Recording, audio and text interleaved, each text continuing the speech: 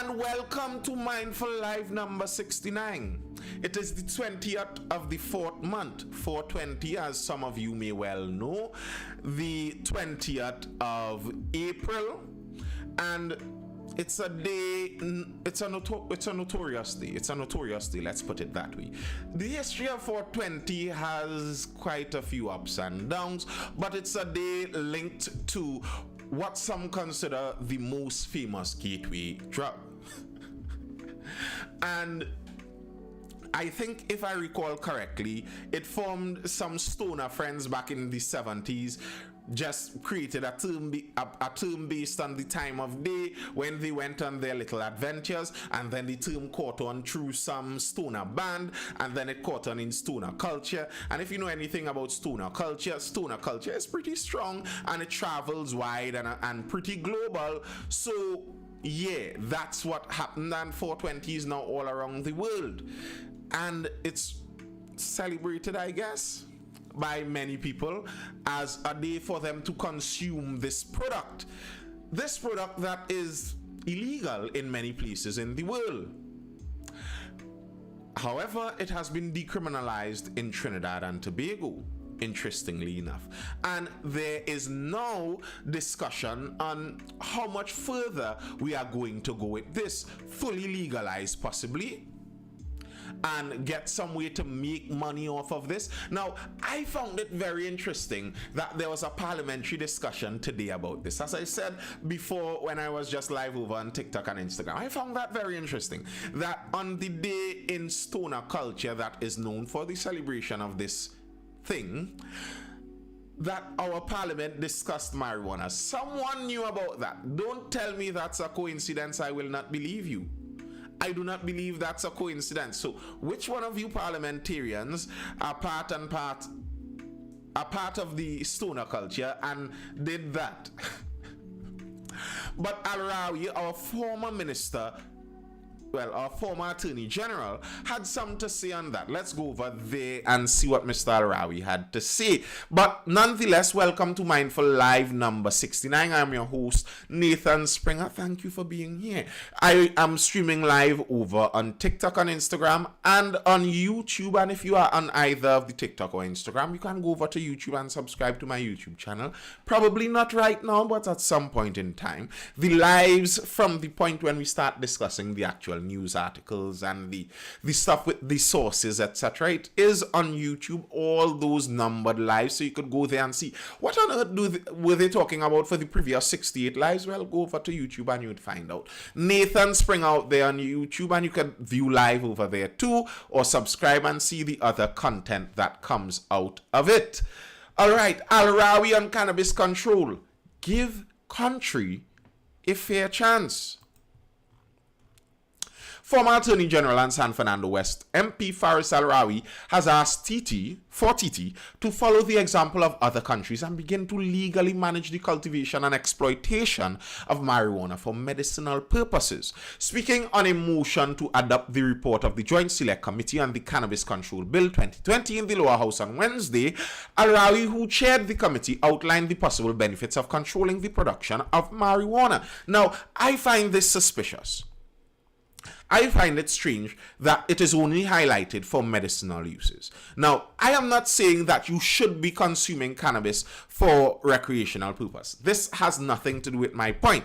My point has to do with precedent. So, if we analyze alcohol, if we analyze tobacco, and then we line them up with cannabis, which is worse? I can tell you, as someone who has done some reading on all of those, that you would struggle to find any scientific study that would conclude tobacco and alcohol as worse than cannabis. In fact, it's almost a sure conclusion that at least alcohol is far worse than cannabis. So why isn't alcohol only there for medicinal uses also? Interesting question to me. Referring to former independent Senator Corinne Baptiste McKnight, who died of cancer in 2014, Al-Rawi said a meeting with her the last days of her treatment opened his eyes to the possible benefits of medicinal marijuana, but he maintained that balance and regulation were a priority. I recall vividly the experience of that dearly beloved senator then, Corinne Baptiste McKnight, as she wrestled with cancer. And as I visited her at the Vitas house, as she told me openly, pursuant to medical prescription, that the only thing that eased her pain was a smoke of marijuana. It dawned upon my mind as a non-user of marijuana, a non-user of cannabis, that the relief factors brought about by this have very immediate concerns. But equally so, we have tales of people who have committed suicide under drug use, who have lost their lives to uncontrolled and unsupervised cannabis. And finding the balance here requires us, as this law has proposed, to find dose limitations, caregiver limitations, strict rules for medical practitioners. Here's what I totally disagree.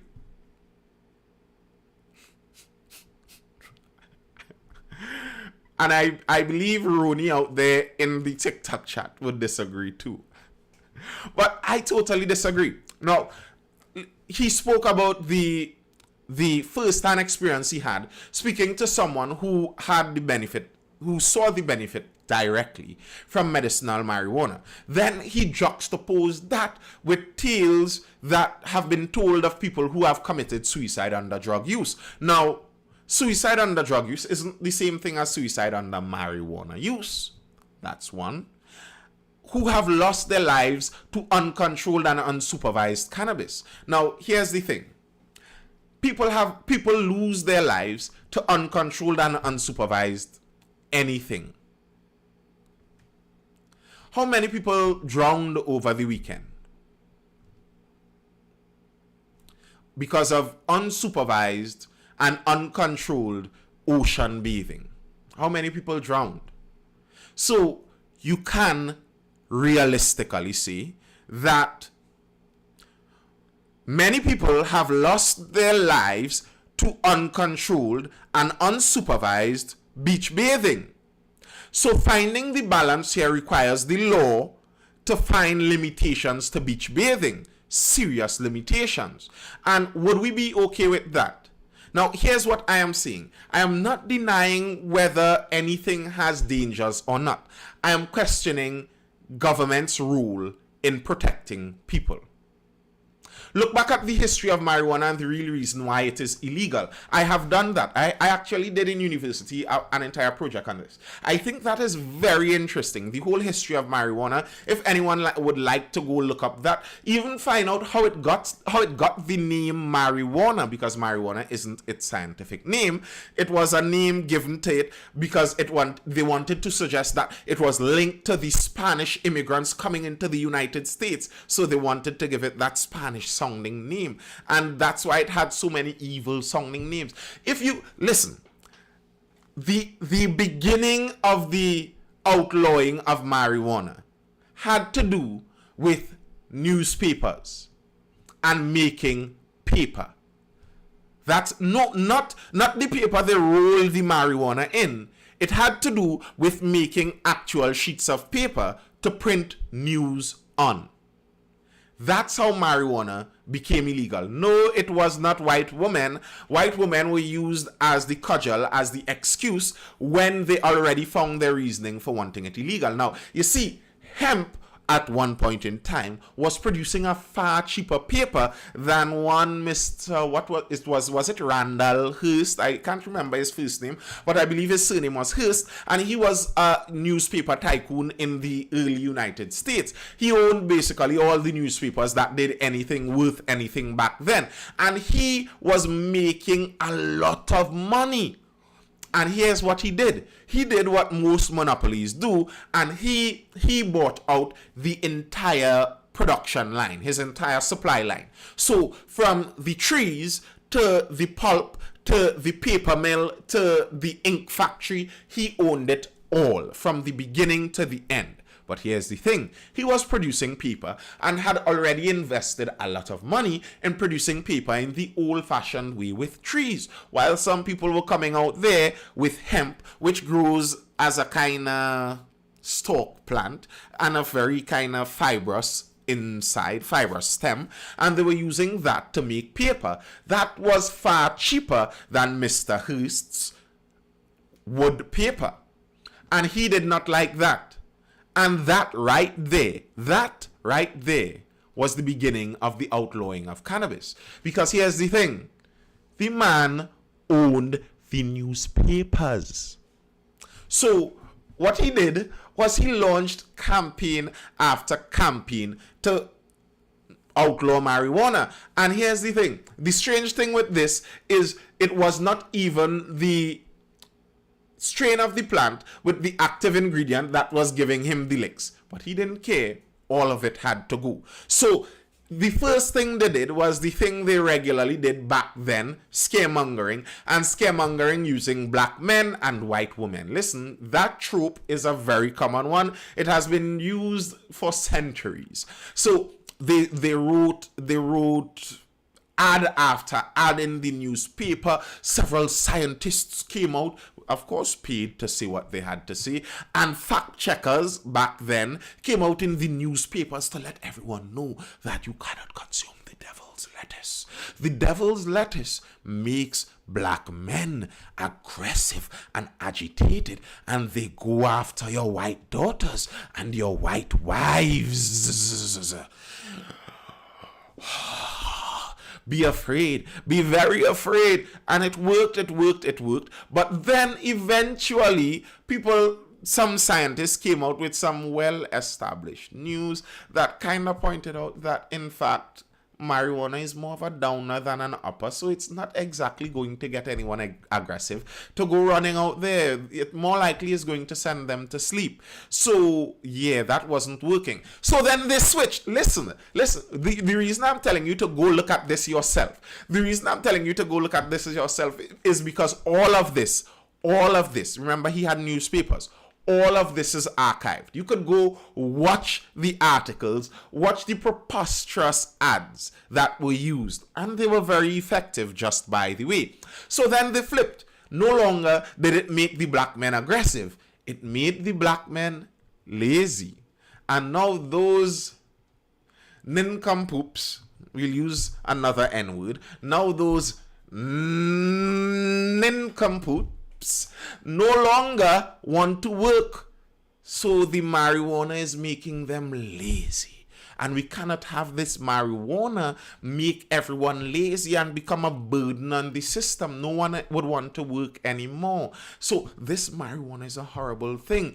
And yeah, they did that very thing. And eventually cannabis became illegal. And as many people do around the world, they followed the United States and did likewise. While now, the United States did experiment with trying to make alcohol illegal also. It failed just as much as making cannabis illegal did, but for some reason, the alcohol prohibition didn't last as long. I presume, this is my theory, I don't know this to be fact, but I presume some of it has to do with how easily you could make money off of those industries. You see, cannabis is a plant that doesn't need much processing for use. Someone could go into their backyard, plant up a couple cannabis trees and harvest it and use it without any great knowledge. They just have water and probably they throw some manure to get it extra big and healthy. That's all. I saw a Chinese national... A Chinese national was arrested for growing a cannabis plant inside of a school. Like, that story just was out there. In Trinidad and Tobago, a Chinese national inside of some school growing a cannabis plant. Strange. But yes, I think it actually has something to do with that. While alcohol, on the other hand, to really get up production in alcohol, it's not something very simple. It's not something as easy and straightforward. So big companies could make more money off of alcohol. So the big companies could lobby governments to get things to change. While there aren't any big companies that make money off of the cannabis back then. So they aren't going to change it. But the strange thing is, now in modern times where there are companies that are willing and able to go into the cannabis business and make big money, what they are planning to do, and they aren't hiding this is actually what they are saying when he's talking about we need strict rules and limitations and etc. Speakeasies were big income that couldn't be taxed while illegal. Yes, that's true.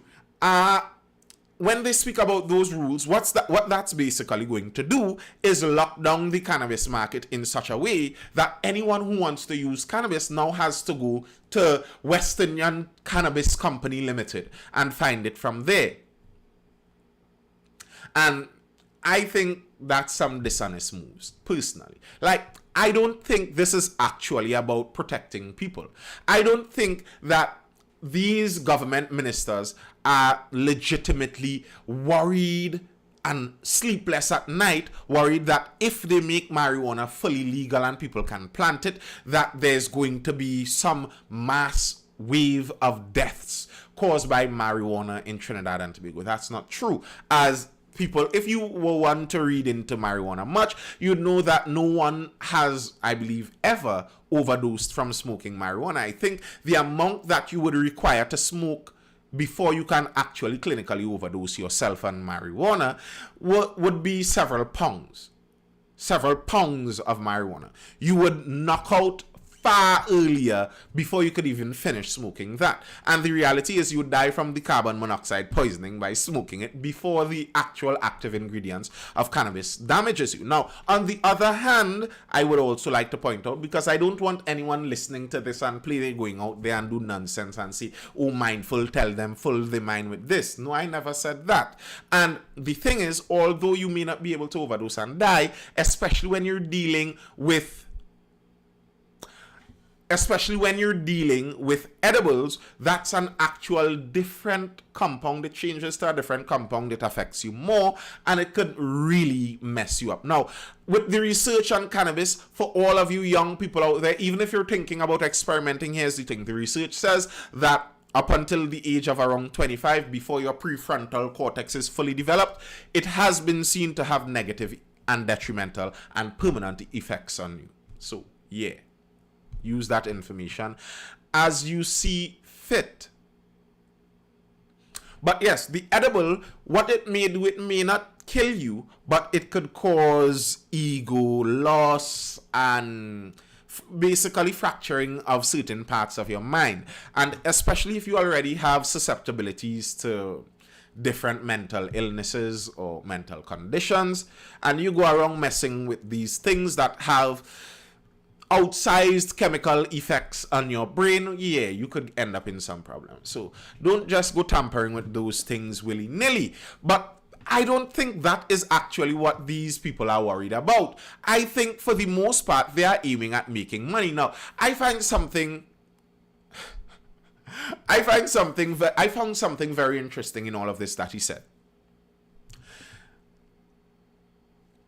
Citing data compiled by the judiciary, Arawi added that another benefit of marijuana decriminalization was a significant drop in the number of drug cases being brought before the magistrate's court. He said the attention of the courts could be diverted to more pressing issues. In a document I obtained from them in February 2022, there has been a 78% drop in the average number of drug-related matters filed annually at the magistracy, from 6,600 odd to 1,400 odd.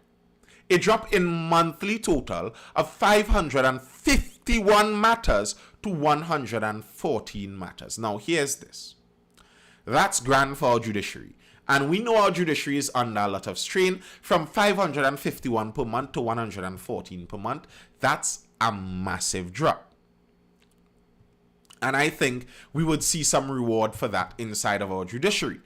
But beside the judiciary now having more time to see about other matters, are we even according to our own moral guidelines now, as we have now decriminalized it? Just 2 years ago, 514 minus 551 minus 114. What's that? 451 minus 14, 41, 37. 437 extra people were getting their lives tied up in the court.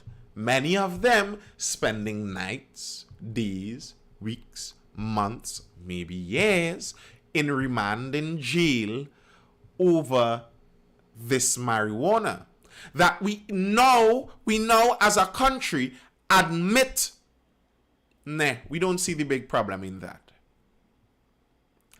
This is the thing with government. This is the thing with government that you always have to pay attention to.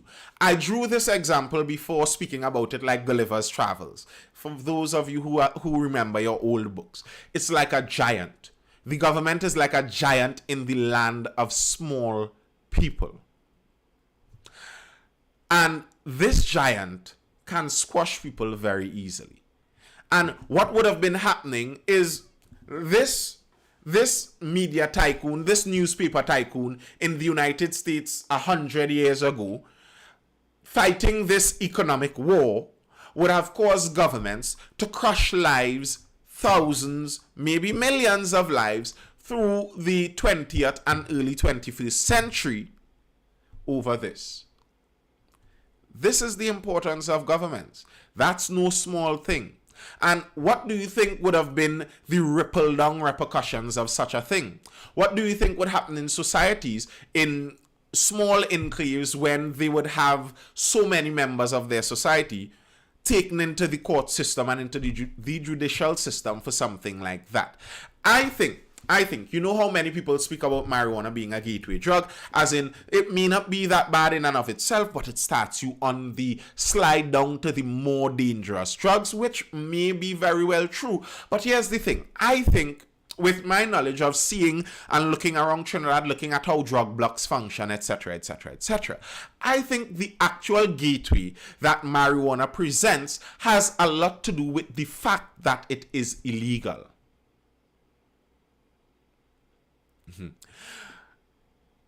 You can't blame. So Richard Glubman, our resident police and government apologist, you know I'm provoking you on purpose, is saying that you cannot blame the government for laws that are bad. We have had this discussion before, you know, Richard Glubman. You cannot blame the government for laws that are bad, while the literal job definition of a government, when the government goes into parliament, they go there to make and change laws. So who do we blame about bad laws if not the people that are responsible for making and changing the laws, Richard Glubman? Like, I mean, I could understand not blaming, but this government has... You aren't listening to me. I could understand not blaming the government for price hikes. They don't control that. But laws are directly in your purview. Any law that is an unfair, unjust, insane law, it would be your job to, at the shortest possible moment, stop that law. You cannot say that, you know, I knew since 2014 when I visited this cancer dying patient that marijuana usage had good benefits, and I knew it may not have been that dangerous since 2014, but you know, it just wasn't on our prime priority list. Like, are you hearing yourself? You are ruining families continuously going through the years, and you know, that's just not on our priority list. You know, yeah, that's not what we do yet. Who decides that the law for marijuana was unjust? Who decides that? Weren't you listening to the discussion, Richard Glubman? Yes, Jonte, you are getting the idea of this. You were late, yes.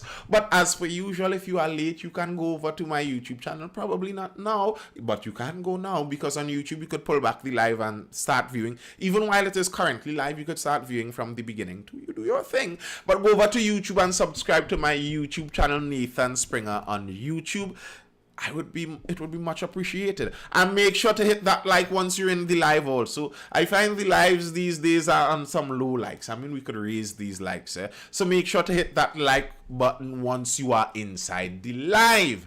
Now, Rachel Glubman asks, who decides that the law for marijuana was unjust? I wonder now, Mr. Glubman, what was I saying for the last 15-20 minutes? I thought I just went through the history of how these marijuana laws were crafted and created to see exactly how unjust they were. I thought that does anyone else in the chat notice that we went through the entire history of this to see why it was unjust? Does anyone going through the history of it now not see this as being unjust? 10 years ago, the public would not have accepted the decriminalization of it. I disagree. Mr. Glubman, and that is irrelevant. If slavery, yes, we're going to slavery. If slavery was legal right now, but most of the people in the country wanted slavery to still go on, would you say that, you know what, these people won't accept this, so we can't deal with this now, the people won't accept this? You know what actually happened with that situation in the United States when some people saw that, you know, slavery is an abomination to humanity, we cannot allow this to go on, and some people saw, well, we don't want to accept the change. Well, they literally fought a civil war. Well, not only for that, but that was part of the reasoning behind it. They killed each other for that very reason, because they found that this thing was unjust, although these people still wanted it going. And maybe we don't have to kill each other over legalizing some drug, but if something is unjust, to me, that's kind of the seriousness you go at it with. All right, but we're not just staying on cannabis today, because I was reading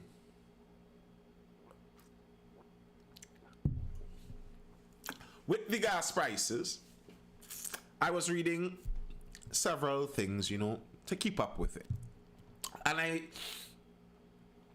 stumbled upon an article from the Express Business section that questioned whether the increase in gas prices would be a benefit for Trinidad and Tobago, whether it's a good thing or not. And that's the actual crux of that matter isn't the main thing.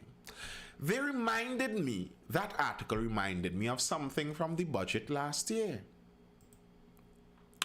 Let's get into that. What was that?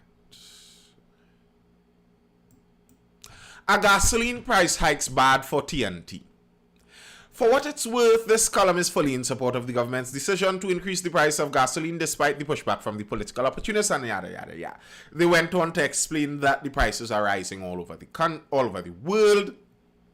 So it seems pretty obvious. They pointed out that gasoline subsidies mostly benefit the rich, many of whom drive the big gas guzzling SUVs. That is also true. I pointed this out. The fact is the subsidies mostly benefit the rich. So when people are talking about the poor people, when they speak about the subsidies, yes, poorer people would have an effect also. But the main effect would be on the wealthier people who use more gas. That's just the fact of the matter.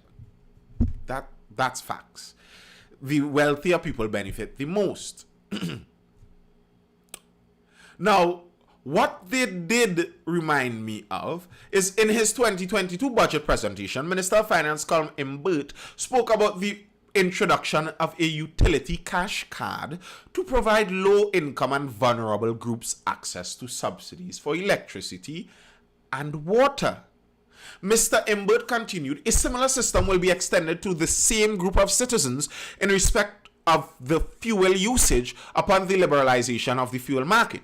A fuel cash card will be made available to vulnerable groups to offset the cost of increases in the price of motor fuels. This cash card program will be administered by the Ministry of Public Utilities. Now, what do you think about that?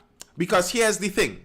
The reason they came up with this wasn't just that the gas prices are increasing. It's not just the gas prices. They were looking at many different things inside of Trinidad and Tobago's society and recognizing that the fact is the government helps us pay for quite a bit of it. And maybe the government should not be doing that. However, the reasoning is that nearly everyone, and I'm going to tell you one time, I am very suspicious that everyone always cares about the poor people so much.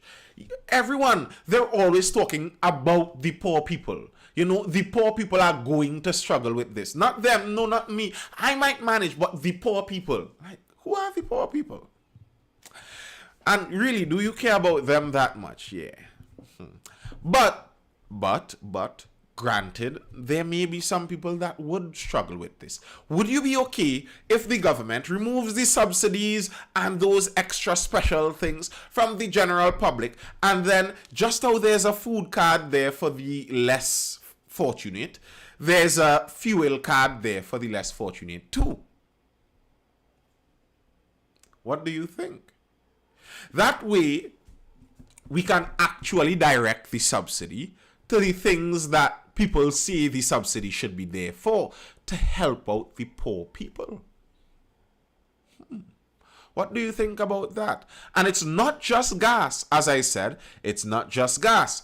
WASA in no rush to roll out residential meters. But although they're in no rush to roll it out, there are many people talking about increasing the WASA rates. Here are some recommendations that are being made to WASA. Set tariffs that signal the true cost of water, which includes developing inclining block rates to promote conservation. You see, part of the problem that some people were noticing, and this is factual, the fact that we don't pay the actual price for water, we don't have the actual appreciation for it. And that's, to me, that is a viable human question. If someone doesn't pay the real price for something, would they be able to understand the real value for it? I think that is a legitimate question. If this thing, in order to get this water to you, the amount of work that goes into extracting this, purifying it, pumping it, and piping it into your house is a lot, but we don't charge you anything for it, would it even be possible, really, for someone like that to get a true understanding of the value of water? Because many people are saying that this may very well be a key part of the reason that Trinidadians waste water, and in fact waste many things that much. The food card don't work. What makes them feel the other cards will work? Why would you say the food card doesn't work? I'd say the food card does work for who it does work for. There are some people who do get quite a bit of food from the food card. There are some people that do benefit from it. You know, when I think about social programs and social safety nets, etc., I am often very tempted to just say quash it. Because in reality, when you see how they actually come into being, not what people say is going to happen, what actually happens in the reality of the situation, you watch what happens, you say like, well, this isn't making sense. We aren't actually helping the people who need the help the most. We are helping some of the richest people the most here. Let's quash this whole thing. Forget about this whole thing. But then the reality is that there are some less fortunate people that do get some benefit from these social safety nets. So here's an idea. If something like the food card or the resources card that they propose, if we would spend 100 million on it, and out of that 100 million, 80 million goes to already very wealthy people, already very rich people, and 20 million is distributed among the other poor people that really need those resources. But if we quash the entire program, that 20 million that goes to the poor people who really need it is not going to go to them, and they will suffer horribly because of that. But if we continue the program, the 80 million more is wasted and stolen by the wealthier people. Do you think we should quash such a program? Do you think we should cancel such a program? And those are the options. The option isn't that we could run the program and pay only the people that need it. Those aren't the options in front of us. There is not that option. The option is 100 million, 80 million goes to already rich people, 20 million goes to people who desperately need it. Or quash it all, we do not give the rich people that extra money, we get to keep our tax dollars or however else they get that money. That money stays in the society, and those people who had to get that 20 million to really survive no longer get it. What do you think? What do you think would be your preferred way? Wow, I was not reading my YouTube comments. Sorry for those of you over on YouTube. My apologies. All right, let's go through some of those YouTube comments. He was the individual responsible for the bad marketing of marijuana as a grave danger. He was put on by Robert Nixon during his presidency. Hemp is pretty good for paper. Even the Declaration of Independence was signed on hemp paper. There was some really asinine and preposterous propaganda. That's true already, despite efforts made in legalization to allow for medicinal or recreational uses for marijuana. Growing and distributing legally is extremely regulated. Thus, once again, smaller individuals who may wish to utilize this opportunity are strangled by the burden of bureaucracy, and many of those individuals are growing and selling illegally. Very true.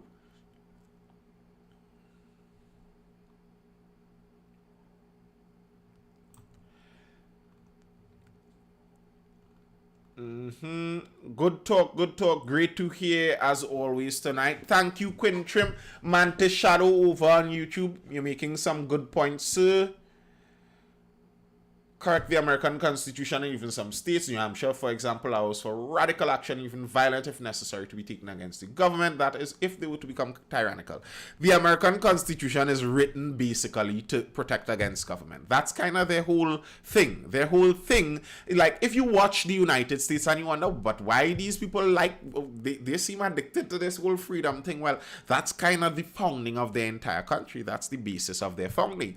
They were under the boot of the British. They decided that we don't want that, and in writing their new constitution, they wanted a constitution written in a way that at no point in time ever again they are going to be under the boot of any leader like that. Unfortunately, you see it just after 175 years or however long they're there. No more than that. What am I saying?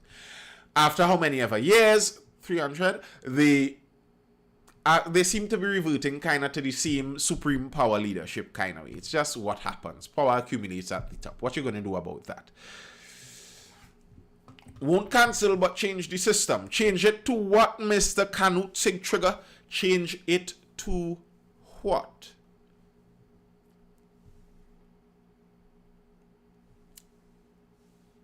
And it's not just water that they are saying we should be paying more for. There's an article here from the UE principal, Professor Brian Copeland. In order for the University of the West Indies, St. Augustine, to become less dependent on government subventions, the campus must operate as a business to become profitable and sustainable. Speaking to the Express, he indicated that the contributing governments fund 80% of economic costs of tuition fees, and students pay 20%. TNT students currently cover 12% of economic costs. So when it comes to education, when it comes to learning, well, again, the government is paying a large amount of it. And what the professor that is the current principal of UE is saying is that they think that's not a sustainable model, and they think that students should be paying more. In fact, they're intending to raise their fees. We are not doing this. We are not doing this in a draconian way, but we do have to do it. I think you will agree that for any institution to sit with fees remaining the same for 21 years, something has to be wrong, so we have to address it. You see, when I read that, my mind went kind of frustrated. Like, what do you mean something is wrong with that? So something is wrong if fees remain stable for 21 years? I mean, granted, I am not the principal of UE. That's not my educational attainment, granted. But someone with that kind of educational attainment, they would have to explain that to me. That an institution keeping fees stable for 21 years means something is wrong. So where does this all end? If every institution and everything is supposed to just continuously raise prices, are we supposed to go and go and go until we have to spend money using standard form? Well, how much does this cost? Well, this costs 2.5 by 10 to the power of 6. That is that how we have to then spend money, and then when it reaches like that, we cut off a few zeros and we revert to a small amount. Is that what we're saying, or is it somehow possible for the system to remain stable, and an institution that keeps the prices stable for 21 years is actually a beautiful thing, something that should be celebrated? Now, I am not speaking about their economic situation and what they need or don't need, etc., etc. Understandable, but that specific statement there, I do have a problem with it. I don't think that something should be wrong for an institution to keep stable prices for 21 years, especially if we're talking about an educational institution. You see, this is the problem, I think, with educational institutions. They're right there on the junction between a much necessary service that is needed by everyone and a business. Because that's basically what he's talking about. They're the business side of things. They're there to make money. But how do you make money off of something that the society tells me I have to do? There are some strange things inside of there. So what often happens is the government gets involved and the government says, okay, well, we want all of our citizens to be as educated as possible. So we would pay some to make sure that this institute allows more people in.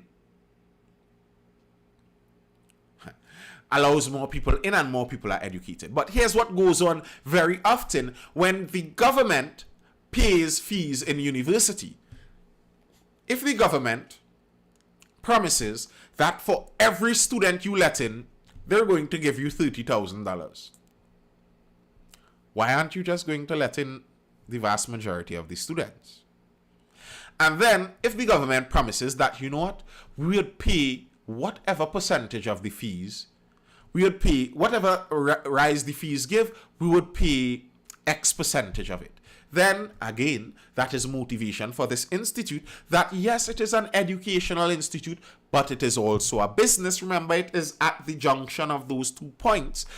It's incentive, as I spoke about earlier, it's incentive for the educational institutions to raise their fees. If you look at, again, the United States, that beautiful social experiment going on out there, if you look at what is going on over there, and many people are in college debt and they're in debt over their education, etc., and they want to cancel student debt out there. First of all, on America's side, I don't understand that canceling student debt business. It does not make sense to me.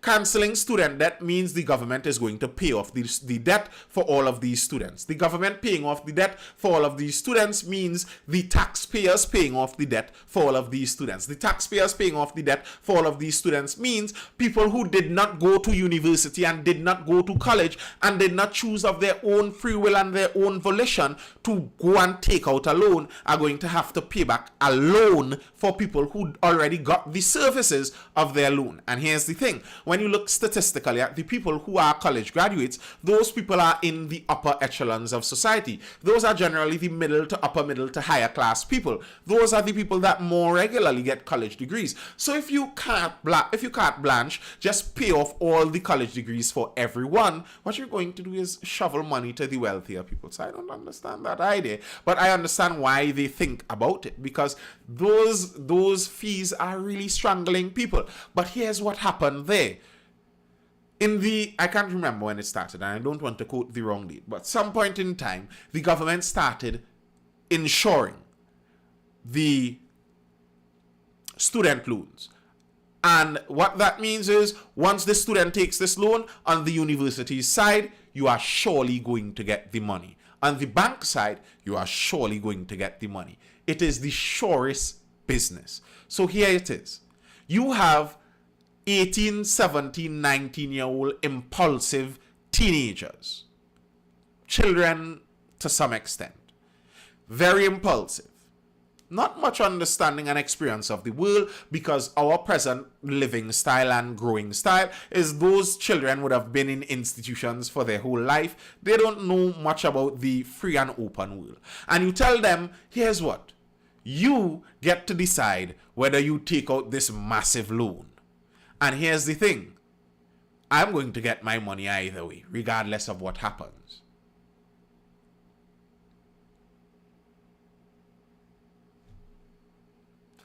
What's going to happen? And they're going to just always they are going to make sure every student on earth knows that you have to get a university education because they have to get some money.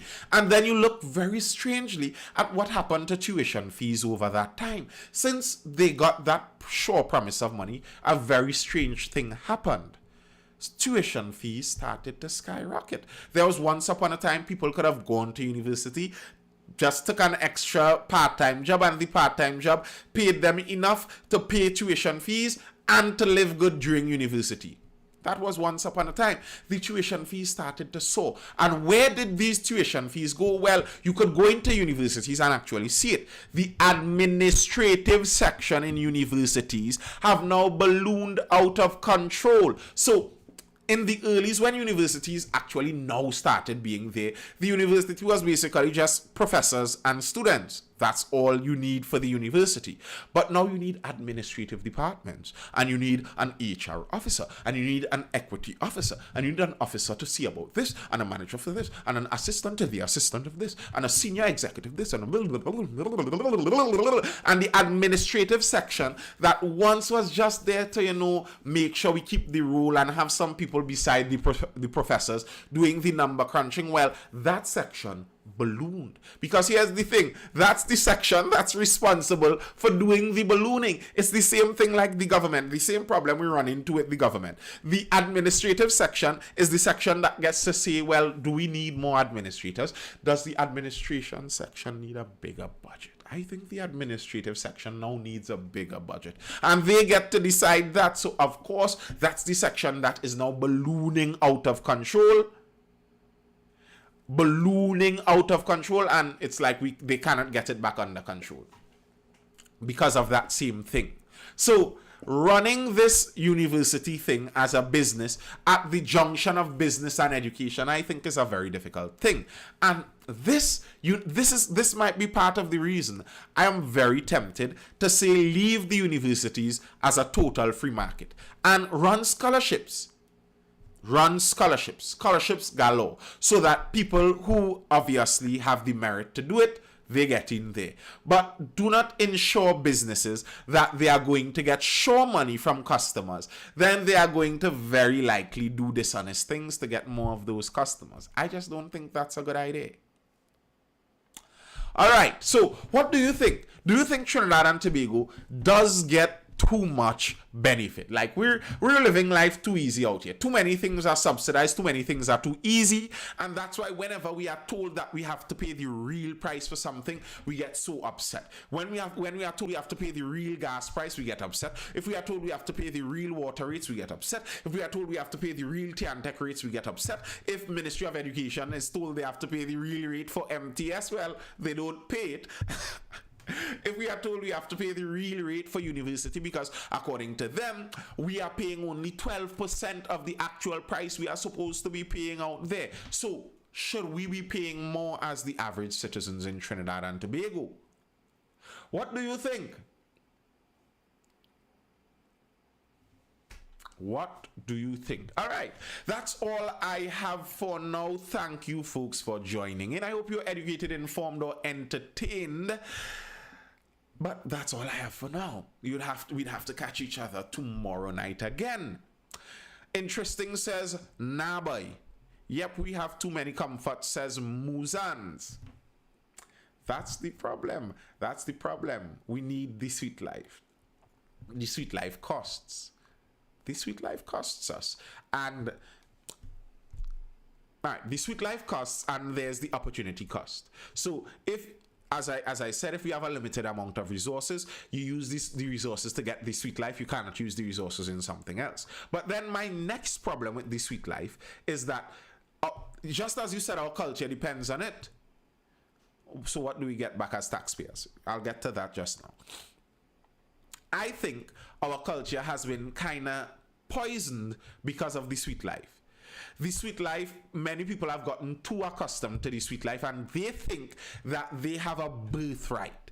They are owed the sweet life. When you hear some people in Trinidad and Tobago talk about what the government owes them and what they have to get, and they should be getting this, and if they don't get it, well, something is unfair in the world. Well, that's just not how the world really works, and I think that gives people a dishonest view of the world and an incorrect view. Now, I'm not saying that we shouldn't get anything. I'm just saying that currently the kind of setup we have, it kind of seems like we have a big daddy government. Government is our daddy, and we go by our daddy and we tell daddy, you're supposed to give me this, and daddy has to give us it. Now, here's my problem with a lot of this is not just that we're getting things, but the kind of relationship is an immature one. So the government isn't supposed to be our daddy. The government is supposed to be our manager and administrator of our resources. So I'm not supposed to go to you as government, as someone is asking, what are we the taxpayers supposed to get in return? I'm not supposed to go to the government as daddy and daddy, you have to take care of me and do XYZ.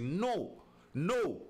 The government is my administrator, so I'm watching you administrate my resources, and I hope that you administrate my resources to the best of your ability. So I don't need you to provide me with food.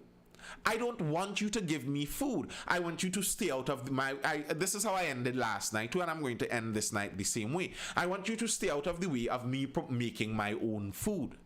So how does food come about? In the most basic form, you plant something and it grows, or you rear an animal, it eats something and grows, and that's where you get food. The government should stay away from stopping me from being able to do that. Anything that hampers that ability, the government shouldn't be doing. What should the government be doing on that hand? Now, okay, so if I am now paying some of my extra resources, so I am growing my own food, the government isn't stopping me from growing my own food. When I grow my own food, I grow some extra. As I grow some extra, we as people living in the same area decide, you know what, let's pool our resources together, and we would hire an administrator to take care of some of our pooled resources. What do we want from our pooled resources? This is where the discussion comes in now. Do we want our pooled resources? If I'm growing my own food, I have some extra, all of us put our pooled resources together, we hire an administrator to take care of it. Do I want my pooled resources to go back to just giving me food? Not really. I might want my pooled resources to do something that I as an individual would be incapable of doing. So maybe I as an individual might not be able to go and make a trade agreement to sell my produce to a foreign country. So part of my pooled resources to my administrators would be paid to someone of them to go over to some other country and make sure that we have a deal to share to sell and export our goods there. That's something our administrators should be doing. I don't think our administrators are supposed to be micromanaging our everyday life. I don't think they are supposed to be telling people if they should smoke cannabis or not. I do not think so. I think what should tell you that is your moral conscience. And your moral conscience is really dictated by your family and your parenting, etc., etc., etc. That's where that responsibility is grounded, not in the government. That's not the government's position. Alright, so that's what I believe. Petrotrin closed down and the road bad, the hospitals bad. Petrotrin closing down, I think, has nothing to do with the roads and hospitals being bad. So we'll get it the 1% Trinidad and Tobago people have to think, look at Petrotrin, all what had to happen was restructuring. Here's the problem with that Quintrim over on YouTube. The problem with that is wishful thinking. Like, when I hear people say, all right, the finance minister says that if Petrotrin remained open, several hundreds of millions of dollars would have been lost. That's what he says. So how were we going to change this thing around to not lose that money? Like, many people are saying, well, that was easy to do. All we had to do was XYZ. So what was all that we had to do, and why couldn't it have been done at any point in time during the history of Petrotrin? Why? And what makes you think that the current people we have in leadership are capable or willing to do any of those things you think about? And if they are not capable or willing, wouldn't the best thing really be to just close down the money sucking organization and let's get out of it, instead of hoping and having wishful dreams of us fixing it? And we keep paying. It's like every year, we have an old car that we are saying at some point in time this car is going to make some money for me, and every year it keeps costing you money, and every year you say the same thing. At some point in time you should cut your losses and sell the old car and get rid of it. Maybe someone else may be more effective in getting that old car to be profitable, because it seems evident that you are not good at getting it to be profitable. That's why I say in the first place, probably the government should not have been in these businesses, probably in the first place. Now, I understand how they ended up there, and probably history allowed that to be so, and probably history necessitated that it was like that, because in the beginning in Trinidad and Tobago, there were not enough private people with the amount of resources necessary to do these things. So back then, the pooled resources, like we were just talking about, the pooled resources would have made sense for the government to take the pooled resources and do those things that the individual private citizens could no longer do. But if we reach the point where the individual private citizens can now take over some of these things, I think the government should remove themselves. The government took money out of it, was mismanaged. Yes, I know it was mismanaged. That's the reason it crashed. So what was going to happen to change that mismanagement? Was it all of a sudden going to magically get good management?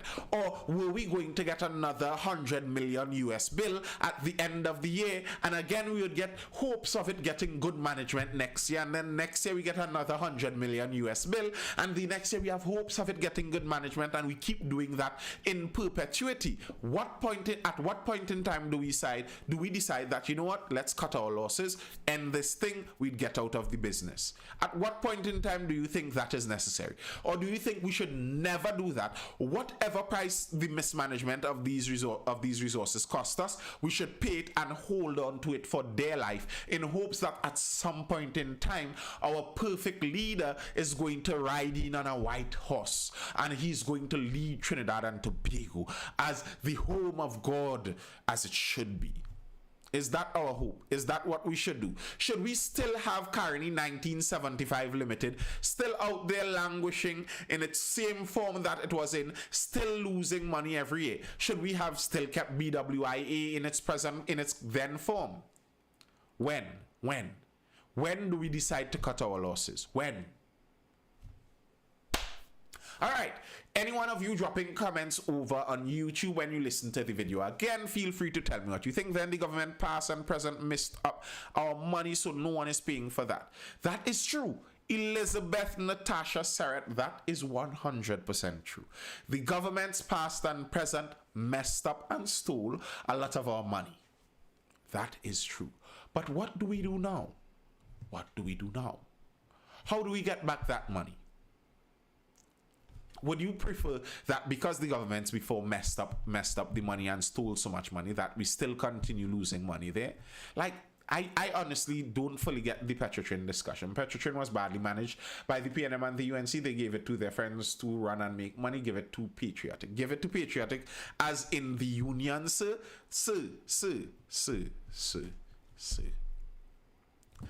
I suppose you may have some knowledge of Petrotrin.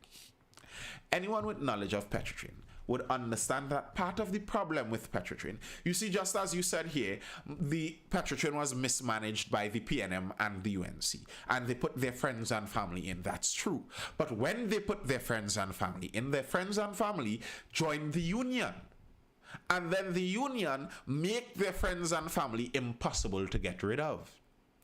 So, when one government filled in their friends and family, the next government comes in, they can't even get rid of the last government's friends and family. They just have to fill in the new set of friends and family, and the next one have to do the same thing and the same thing and the same thing, because the union makes it sure that this thing cannot change. Listen, I think the unions are sometimes their own worst enemy. Look at what happened to Metal. The unions celebrated. Yes, we got our raise. They came out of court and raised their fists outside the industrial court. Yes, we won. And Mr. Metal made the call from England. Yeah. Wrap it up in Trinidad.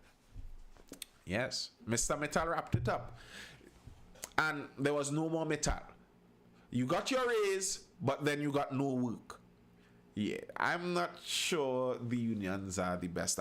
You know, like, to be very honest, like, if this was a game where I could save the country right here and give the union and then load back the game after we see what the union would do with it, I'd have done that. But because I'm curious to see what would happen if the union runs things. The union always clamors for more pay. Always. And they never speak about increased productivity. What's going to happen if they have a private business? How is that going to run? What happens when, and I'm asking this tongue-in-cheek because we know what happens. What happens when the people inside there want a raise? What's going to happen?